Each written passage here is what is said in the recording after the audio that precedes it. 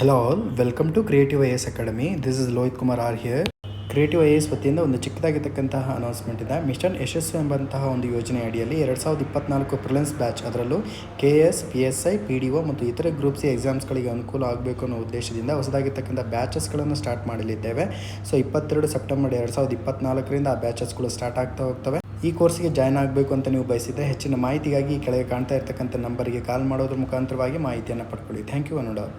ಈ ದಿನ ಒಂದು ವಿಶೇಷವಾಗಿರ್ತಕ್ಕಂಥ ದಿನ, ಕಲ್ಯಾಣ ಕರ್ನಾಟಕ ಉತ್ಸವ ದಿನಾಚರಣೆ ಅಂತೇಳಿ ಕರಿತೀವಿ. ಪ್ರತಿ ವರ್ಷ ಸೆಪ್ಟೆಂಬರ್ 17ರಂದು ಬೀದರ್, ಕಲಬುರಗಿ, ಯಾದಗಿರಿ, ರಾಯಚೂರು, ಕೊಪ್ಪಳ, ಬಳ್ಳಾರಿ ಮತ್ತು ವಿಜಯನಗರ ಇವೆಲ್ಲ ಜಿಲ್ಲೆಗಳನ್ನು ಒಟ್ಟಾಗಿ ನಾವು ಸೇರಿಕೊಂಡು ಕಲ್ಯಾಣ ಕರ್ನಾಟಕ ಪ್ರದೇಶ ಅಂತೇಳಿ ಕರಿತೀವಿ, ಅಥವಾ ಶಾರ್ಟಾಗಿ KK ಅಂತೇಳಿ ಕರಿತೀವಿ. ಇದರ ಒಂದು ರಚನೆಯ ಸವಿನೆನಪಿಗೋಸ್ಕರ ಸೆಪ್ಟೆಂಬರ್ 17ನೇ ತಾರೀಕು ಕಲ್ಯಾಣ ಕರ್ನಾಟಕ ಉತ್ಸವ ದಿನಾಚರಣೆಯನ್ನು ಆಚರಣೆ ಮಾಡ್ತೇವೆ. ನೋಡಿ, ಸೆಪ್ಟೆಂಬರ್ 17 ಇನ್ನೊಂದು ಮುಖ್ಯವಾಗಿರ್ತಕ್ಕಂಥ ದಿನ, ಮಾನ್ಯ ಪ್ರಧಾನಮಂತ್ರಿ ಆಗಿರ್ತಕ್ಕಂಥ ನರೇಂದ್ರ ಮೋದಿಯವರ ಜನ್ಮದಿನವಾಗಿದೆ. ಕ್ರಿಯೇಟಿವ್ IAS ವತಿಯಿಂದ ಅವರಿಗೆ ಶುಭಾಶಯಗಳನ್ನು ಕೋರೋಣ. ಈ ದಿನ ನಾವು ನ್ಯಾಷನಲ್ ಬೋರ್ಡ್ ಫಾರ್ ವೈಲ್ಡ್ ಲೈಫ್ನ ಕುರಿತಾಗಿ ಡಿಸ್ಕಸ್ ಮಾಡ್ಕೊಳ್ತಾ ಹೋಗೋಣ. ಅದನ್ನು ಶಾರ್ಟಾಗಿ NBWL ಅಂತೇಳಿ ಕರಿತೇವೆ.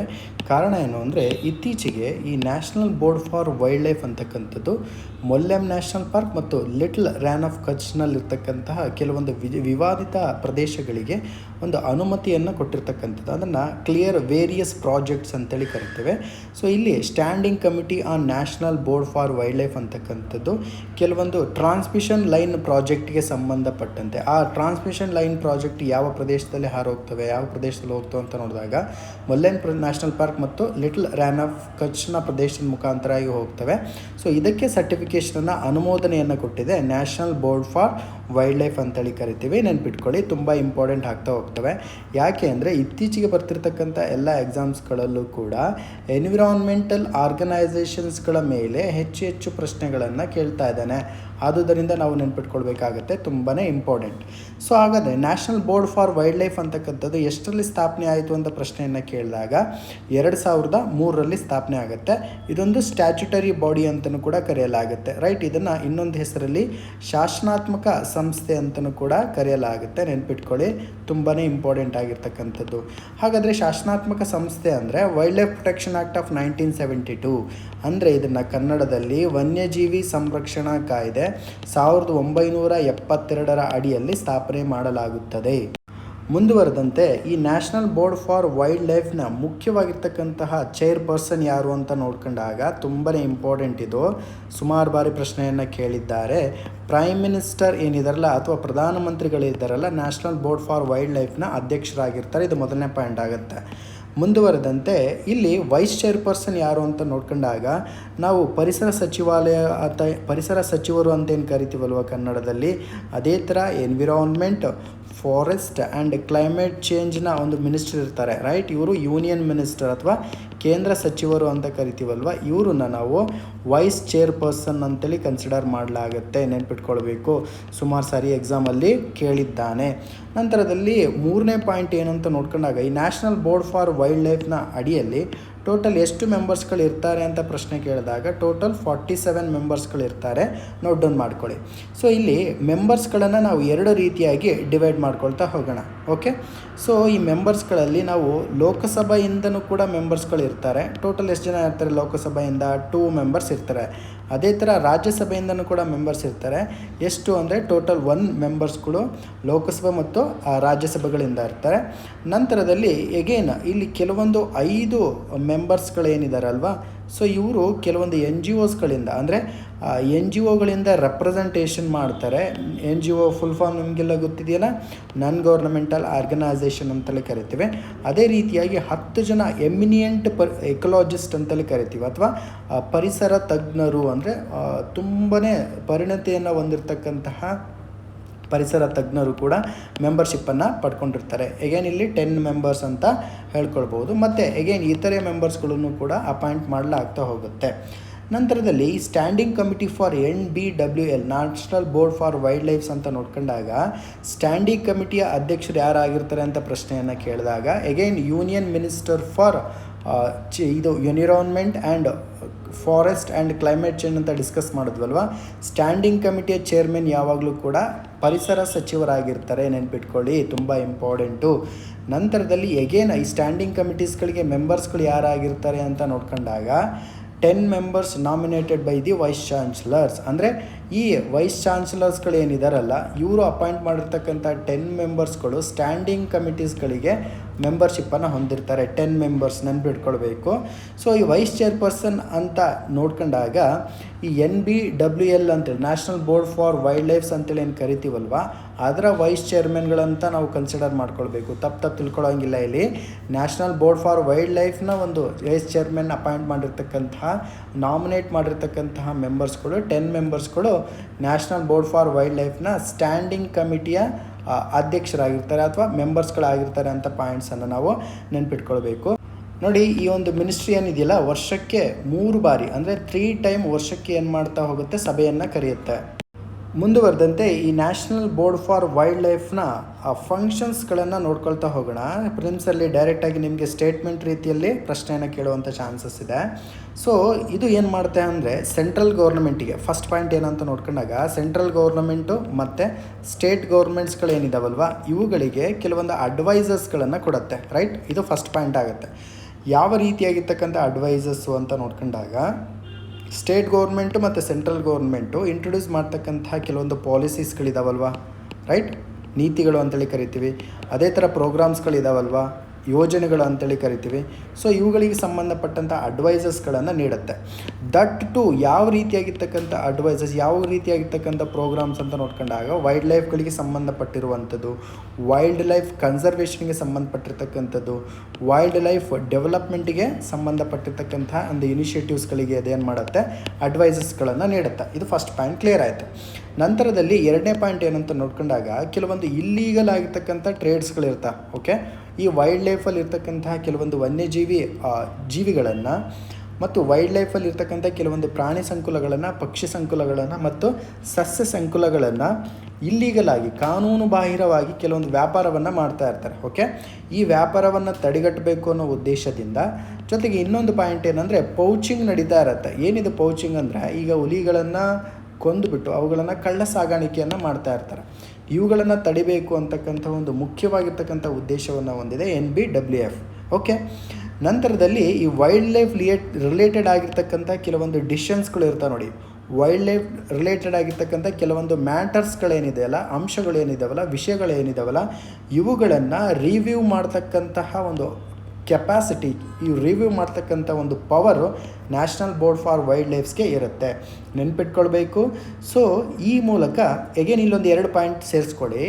ಈಗ ನಾವು matters related to wild life ಅಂತೇಳಿ ಕರೆದ್ವಲ್ಲ, that to in national park. Okay, national park ಅದೇ ರೀತಿಯಾಗಿ ಸ್ಯಾಂಕ್ಚುರೀಸ್ ಅಂತ ಕರಿತೀವಿ. ನ್ಯಾಷನಲ್ ಪಾರ್ಕ್ ಅಂದರೆ ನಿಮಗೆಲ್ಲ ಗೊತ್ತಿದೆ, ರಾಷ್ಟ್ರೀಯ ಉದ್ಯಾನವನಗಳು ಅಂತ ಕರಿತೀವಿ.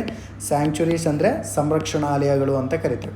ಇಲ್ಲಿರ್ತಕ್ಕಂತಹ ಕೆಲವೊಂದು ಕನ್ಸರ್ವೇಷನ್ ರಿಲೇಟೆಡ್ ಮ್ಯಾಟರ್ಸ್ಗಳನ್ನು, ವೈಲ್ಡ್ ಲೈಫ್ ರಿಲೇಟೆಡ್ ಆಗಿರ್ತಕ್ಕಂಥ ಮ್ಯಾಟರ್ಸ್ಗಳನ್ನು ಅಂತಿಮವಾಗಿ ನಿರ್ಧಾರ ತೆಗೆದುಕೊಳ್ತಕ್ಕಂಥ ಅಧಿಕಾರ ನ್ಯಾಷನಲ್ ಬೋರ್ಡ್ ಫಾರ್ ವೈಲ್ಡ್ ಲೈಫ್ನೊಂದಿಗೆ ಪ್ರೇರಿತವಾಗಿರುತ್ತೆ. ಇಲ್ಲೊಂದು ಅತಿ ಮುಖ್ಯವಾಗಿರ್ತಕ್ಕಂಥ ಮಾಹಿತಿನ ತಿಳ್ಕೊಳ್ಳಿ. National board for wild life ಅಂತ ಒಂದು ಸಂಸ್ಥೆ ಇದೆಯಲ್ಲ, ಸೊ ಇಲ್ಲಿ ನ್ಯಾಷನಲ್ ಪಾರ್ಕ್ ಮತ್ತು ವೈಲ್ಡ್ ಲೈಫ್ ಸ್ಯಾಂಕ್ಚುರಿ ಅಂತ ಏನು ಮಾತಾಡ್ಕೊಂಡ್ವಲ್ವ, ಇವುಗಳ ಬೌಂಡ್ರೀಸ್ಗಳಿದಾವಲ್ಲ, ಅಂದರೆ ಇವುಗಳ ಒಂದು ವಿಸ್ತೀರ್ಣಗಳಿದಾವಲ್ಲ, ಇದನ್ನು ಬದಲಾವಣೆ ಮಾಡಬೇಕು ಅಂದರೆ ಪ್ರಯರ್ ಅಪ್ರೂವಲ್ ಬೇಕು. ಯಾವ್ದ್ರದ್ದು ಪ್ರಯರ್ ಅಪ್ರೂವಲ್ ಬೇಕು ಅಂತ ನೋಡ್ಕೊಂಡಾಗ ನ್ಯಾಷನಲ್ ಬೋರ್ಡ್ ಫಾರ್ ವೈಲ್ಡ್ ಲೈಫ್ನ ಒಂದು ಪ್ರಯರ್ ಅಪ್ರೂವಲ್ ಬೇಕು, ನೆನ್ಪಿಟ್ಕೊಳ್ಬೇಕು.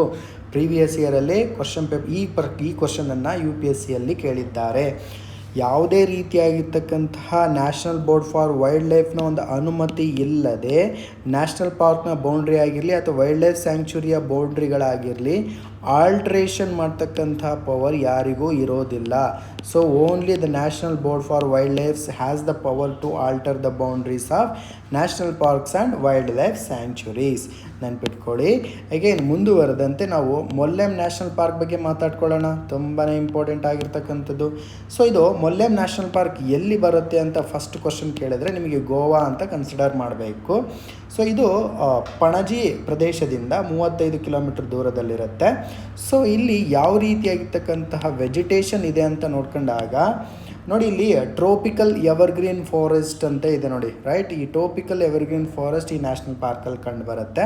ಇದರ ಜೊತೆಗೆ ಸೆಮಿ ಎವರ್ಗ್ರೀನ್ ಫಾರೆಸ್ಟು ಕೂಡ ಈ ಪ್ರದೇಶದಲ್ಲಿ ಕಂಡು ಬರುತ್ತೆ. ನೆನ್ಪಿಟ್ಕೊಳ್ಬೇಕು, ಸೆಮಿ ಎವರ್ಗ್ರೀನ್ ಫಾರೆಸ್ಟ್ ಅಂತಲೂ ಕೂಡ ಕರೆಯಲಾಗುತ್ತೆ.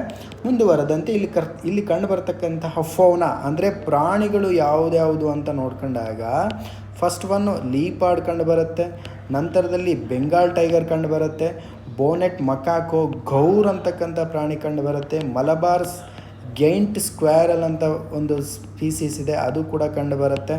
ನಂತರದಲ್ಲಿ ಪೊರ್ಕುಪಿನ್, ಸ್ಲೆಂಡರ್ ಲಾರಿಸ್, ಇವೆಲ್ಲ ರೀತಿಯಾಗಿರ್ತಕ್ಕಂತಹ ಫೋನಾ ಪ್ರಾಣಿಗಳಂತೇನಿದಾವಲ್ಲ ಕಂಡು ಬರ್ತವೆ. ನೋಡಿ, ದೂದ್ ಸಾಗರ್ ಫಾಲ್ಸ್ ಮತ್ತು ತಂಬಡಿ ಫಾಲ್ಸ್ ಎರಡು ನೆನ್ಪಿಟ್ಕೊಳ್ಳಿ. ನ್ಯಾಷನಲ್ ಪಾರ್ಕ್ನ ಬಗ್ಗೆ ನಾವು ಮಾತಾಡ್ತಾ ಇದ್ದೇವೆ. ಒಂದು ದೂದ್ ಸಾಗರ್ ಫಾಲ್ಸ್ ಅಂತಕ್ಕಂಥದ್ದು, ನಂತರದಲ್ಲಿ ತಾಂಬಡಿ ಫಾಲ್ಸ್ ಅಂತ ಕರಿತೀವಿ, ರೈಟ್. ತಾಂಬಡಿ ಫಾಲ್ಸ್ ಅಂತ ಕರಿತೀವಿ. ಸೊ ಎರಡೂ ಫಾಲ್ಸ್ಗಳು ಕೂಡ ಈ ಮೊಲ್ಲೆಮ್ ನ್ಯಾಷನಲ್ ಪಾರ್ಕಲ್ಲಿ ಲೈ ಆಗಿದೆ ಅಂತ, ಅಥವಾ ಆ ಮೊಲ್ಲೆಮ್ ನ್ಯಾಷನಲ್ ಪಾರ್ಕಲ್ಲಿ ನಿಯೋಜಿತಗೊಂಡಿದೆ ಅನ್ನೋದು ತಾವು ನೆನ್ಪಿಟ್ಕೊಳ್ಬೇಕು. ನೋಡೋದು ಇಲ್ಲಿ ಬಫಾಲೋ ನೊಮ್ಯಾಡಿಕ್ ಕಮ್ಯುನಿಟಿ ಅಂತ ಕರಿತೀವಿ. ಬಫಾಲೋ ಹರ್ಡರ್ಸ್ಗಳು ಅಂತೇಳಿ ಕರಿತೀವಿ, ಅಂದರೆ ನಾವು ಕನ್ನಡದಲ್ಲಿ ಎಮ್ಮೆ ಮೈಸೂರು ಅಂತ ಕರಿತೇವೆ. ಸೊ ಆ ಒಂದು ಕಮ್ಯುನಿಟಿಯ ಹೆಸರು ಏನು ಅಂತ ಪ್ರಶ್ನೆಯನ್ನು ಕೇಳಿದಾಗ ಧಂಗರ್ ಅಂತ ಕರಿತೀವಿ. ಸೊ ಇವರೊಂದು ನೊಮ್ಯಾಡಿಕ್ ಕಮ್ಯುನಿಟಿ, ಅರ್ಥ ಆಗ್ತಿದೆಯಾ? ನೊಮ್ಯಾಡಿಕ್ ಬೊಫ್ಯಾಲೋ ಹಾರ್ಡರ್ಸ್ ಕಮ್ಯುನಿಟಿ ಅಂತಲೂ ಕೂಡ ಕರೆಯಲಾಗುತ್ತೆ, ಧಂಗರ್, ನೆನ್ಪಿಟ್ಕೊಳ್ಳಿ. ಮುಂದುವರೆದಂತೆ ಇಲ್ಲೊಂದು ಸ್ಯಾಂಕ್ಚುರಿ ಕಂಡು ಬರುತ್ತೆ, ರೈಟ್. ಅದನ್ನು ವೈಲ್ಡ್ ಆ್ಯಸ್ ಸ್ಯಾಂಕ್ಚುರಿ ಅಂತ ಕರಿತೀವಿ. ಓಕೆ, ವೈಲ್ಡ್ ಆ್ಯಸ್ ಸ್ಯಾಂಕ್ಚುರಿ ಅಂತ ಕರಿತೀವಿ. ಯಾವ ರಾಜ್ಯದಲ್ಲಿದೆ ಅಂತ ಪ್ರಶ್ನೆಯನ್ನು ಕೇಳಿದಾಗ ನೋಡಿ, ಗುಜರಾತ್ ರಾಜ್ಯದಲ್ಲಿದೆ. ನೋಡಿ, ಇದು ಏಷ್ಯಾದ ಮೊಟ್ಟ ಮೊದಲ ಮತ್ತು ಏಕೈಕ ವೈಲ್ಡ್ ಆ್ಯಸ್ ಸ್ಯಾಂಕ್ಚುರಿ ಅಂತ ಕರಿತೀವಿ. ಗುಜರಾತ್ನಲ್ಲಿ ಒಂದು ರ್ಯಾನ್ ಆಫ್ ಕಚ್ ಅಂತಕ್ಕಂಥ ಒಂದು ಪ್ರದೇಶ ಬರುತ್ತೆ, ನೆನ್ಪಿಟ್ಕೊಳ್ಬೇಕು. UPSC ಕ್ವಶನ್ ಇದು. ರ್ಯಾನ್ ಆಫ್ ಕಚ್ ಪ್ರದೇಶದಲ್ಲಿ ವೈಲ್ಡ್ ಆ್ಯಸ್ ಸ್ಯಾಂಕ್ಚುರಿ ಅಂದರೆ ವೈಲ್ಡ್ ಆ್ಯಸ್ ಸ್ಯಾಂಕ್ಚುರಿ ಕಂಡು ಬರುತ್ತೆ. ಇದನ್ನು ಕನ್ನಡದಲ್ಲಿ ಹೇಸರಗತ್ತೆ ಅಂತಲೂ ಕೂಡ ಕರೆಯಲಾಗುತ್ತೆ, ರೈಟ್. ಇವುಗಳ ಸಂರಕ್ಷಣಾಲಯವನ್ನು ಸ್ಥಾಪನೆ ಮಾಡಲಾಗಿದೆ. Only wild population Indian wild ass subspecies of Asiatic wild ass ಅಂತೂ ಕೂಡ ಇದನ್ನು ಕರೆಯಲಾಗುತ್ತೆ. ಯಾವುದನ್ನು? ವೈಲ್ಡ್ ಆ್ಯಸನ್ನು.